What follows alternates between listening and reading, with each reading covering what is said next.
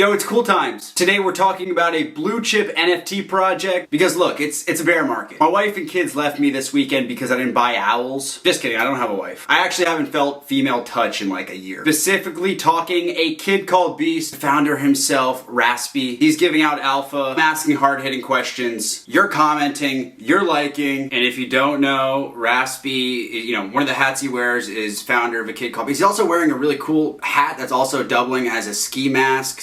People certainly love the IP. They have a lot of conviction in the IP as well. I saw somebody bought a kid called Beast for 50 ETH last week. That is insane conviction. Why do you think people are so drawn to this IP? Look at it, right? It's like, if you like, I want to try to say this as humbly as possible, but I think we really hit the mark with the character that is kind of like inclusive that everybody can relate to. Like, there's a male version, there's a female version, there's a genderless version, there's a black, white, brown version of it. Like, it's very, very inclusive. Typically, a lot of NFT projects are very much boys clubs, right? And I think that kind of like segregates audiences.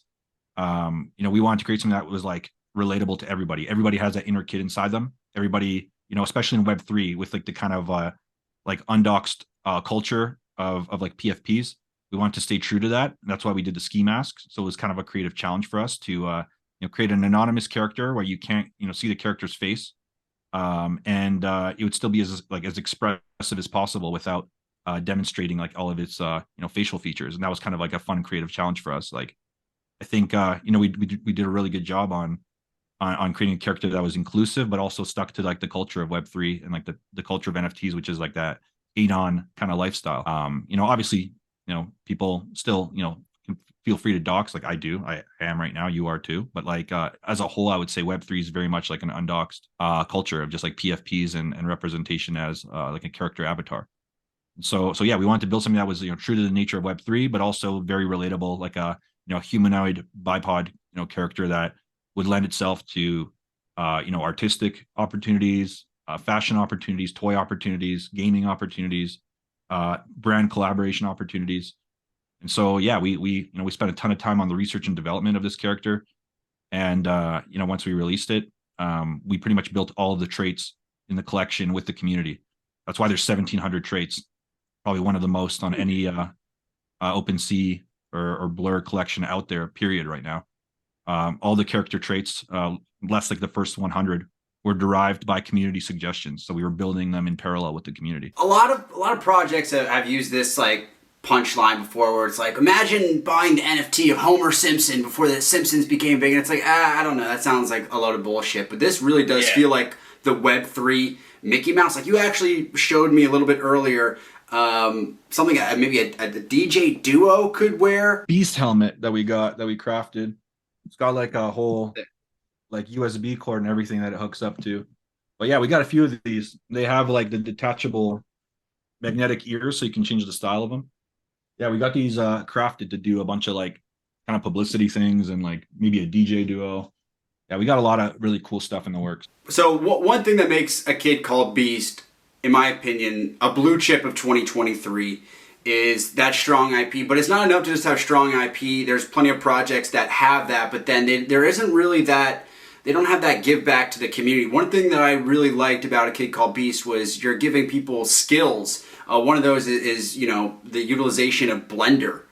Talk a little bit about that and giving back to the community and making your kind of a creator community. When we first built the NFT project and the digital collectible project, we wanted to create something that was like right out of the box, you could use it day one. We wanted downloadable 3D models. We wanted augmented reality functionality. Leading up to the mint, we built our own 7-chain DeFi swap for our community, just to allow onboarding, make it really, really easy. Because like I found that there's like a lot of friction in the whole kind of NFT community. You have to set up, first off, you have to set up an exchange account, do all this like tinkering just to be able to buy like a piece of art or something that you wanted to be involved in as a membership. But yeah, we wanted to go utility first. We wanted to create something that would be an interactive experience. And we knew that like we're not launching this until there's day one utility, like out of the box, as soon as you mint out. And so yeah, that was part of the process. We wanted to create something that people could just have fun with and use and develop, creative skills. People, Blender's a free tool. We already have community members that built out tutorials and stuff, teach people how to customize their beasts, how to, make AR face filters for like Instagram and Snapchat and TikTok.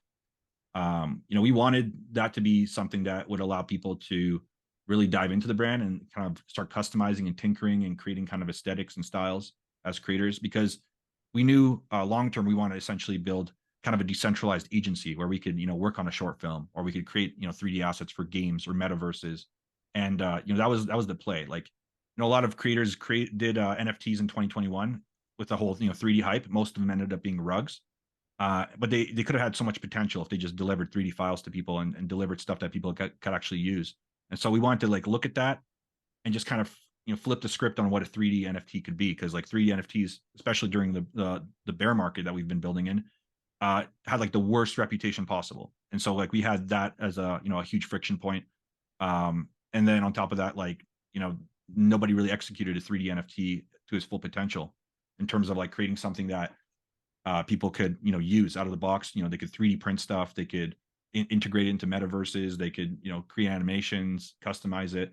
I think we really like allow people to learn that 3D has so much more potential than a 2D PFP. And I think the really cool thing along with that is that it's a 3D PFP that has 1,700 traits, so you can uniquely identify with your beast. But in that same breath, there are beast hoods that are unifying different groups together.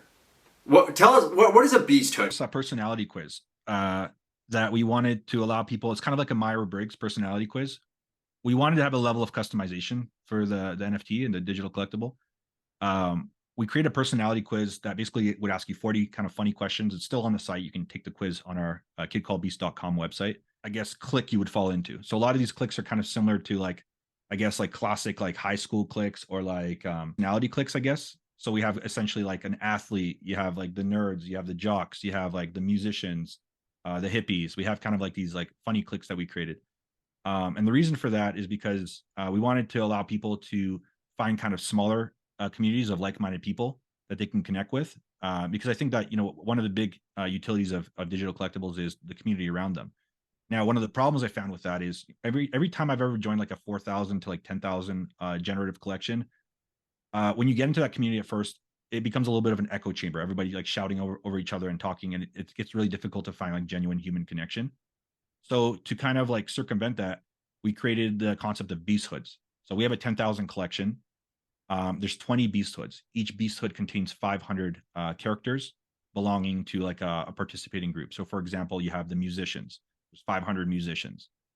In that group, you're going to basically find people who are songwriters, singers, producers, rappers, like that kind of stuff, right? Then you have, let's say, the business beast, people who are, entrepreneurs, business-minded individuals. Then you have, let's say, the degens, who are people who are like, let's say, really heavily, devoting their time to, crypto and NFTs. The hippies, people who are about kind of like holistic living. So we created all these kind of sub-communities so that people can build really meaningful connections, like in a smaller group that isn't like, really like intimidating, allows people to kind of, find their people. While, we also still have, the greater 10,000 community, which allows us to do, much bigger initiatives and kind of greater things in the ecosystem. So we did that for two reasons. One, for people to be able to find like a genuine connection. And two, so that people can find something that they actually resonate with from the very first moment they mint. Because typically what happens when people mint is if they don't get or reveal something they enjoy or something that personally resonates with them, they're going to flip it and either leave the ecosystem or try to find something they enjoy. So through this process, we allow people to find something that they enjoy right from the get-go, because we allow people to select their beast hood during the mint phase, which, if let's say you're a musician or let's say you're a business person, you'd select that character trait, you would mint out a beast that's going to have traits that looks like it's involved in business or looks like it's involved in music. So you're going to be far less likely to want to sell it or flip it from the moment you reveal, just because it has like a personal quality and likeness to whatever you're into. Gaming in NFTs in Web3 seems like a huge vertical right now. We obviously saw a 1,000 ETH sale for a Dookie Dash, a sewer pass key. I've seen some stuff about a kid called Beast being a part of, the gaming side of things. what does the future hold for beasts in games? So right now we're actually working on releasing our T-pose models. So anyone that's kind of familiar with the gaming space, typically a T-pose model, so it's exactly how it sounds, a character holding a T, the letter T pose. It allows you to do animations much more easily, allows you to rig the character and allow it to be integrated into different metaverses and gaming projects. Right now, we're pretty much just kind of open sourcing, letting people use the models to kind of dev out indie games, like a lot of like racing things, first-person shooters, third-person shooters, a lot of different kind of things. But what we're working towards is building out our own mobile game. So we want to create something that's kind of like a couch co-op, like a Mario Party type, maybe Fall Guys type game. Something that people can just pick up and play, easy control, low barrier of entry, family friendly. And that's something that we're going to be working on in terms of like, an official project. We're also currently working on a short film as well too. It's going to have kind of like a Pixar-esque vibe to it. But yeah, right now we're lending out the models to people to just use to build and create, whatever they want in terms of like, like there's already a playable game. Like there's a Degen Royale you can play it's on Steam. You can download it. You can use the Kid Called Beast character. People create stuff. It's very open source, and we're just kind of like helping creators integrate the character into as many games and avenues as possible. IP is strong, the utility is strong, the beast hoods are strong, but I think that the strongest part of this project is the team, who had to deal with a lot during the mint issues, and it's not about that, it's about how you respond to it. And I think Web3, we're in a bear market right now, and to see builders persevere in the bear market despite all the comments and all the bullshit is something I definitely gotta give a round of applause to Raspy and the rest of the team, because they're fucking killing it. This is a blue chip project of 2023. Make sure to follow A Kid Called Beast on Twitter. And that's the video for today, guys. If you haven't seen my channel before, we're gonna start cranking out more videos than Soulja Boy. Plenty more cringy jokes, plenty more blue chip NFT interviews. Hit that subscribe button, and thanks for watching. Remember to say, gang, gang!